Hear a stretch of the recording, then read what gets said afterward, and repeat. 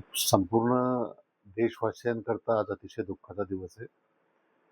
आपल्या देशातल्या ज्येष्ठ पार्श्वगायिका आशा भोसले यांचं आज निधन झालं.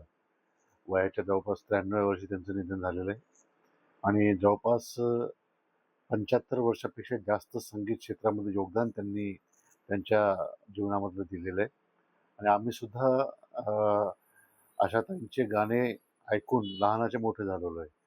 आणि माझे जे काही आवडते जे काही सिंगर्स होते त्याच्यामध्ये आशा भोसले ह्या सुद्धा एक माझ्या अतिशय आवडते सिंगर होत्या.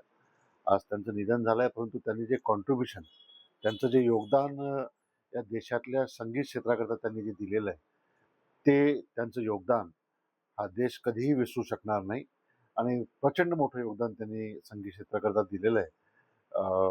परंतु आज ते आपल्या सर्वांना सोडून गेले आणि प्रचंड मोठं नुकसान संगीत क्षेत्राचं त्यांच्या जाणीव झालं असं मी समजतो.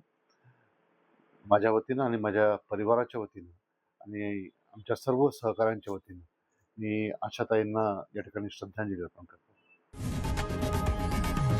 लोकशाही मराठी ऐका, पहा, जागरूक रहा.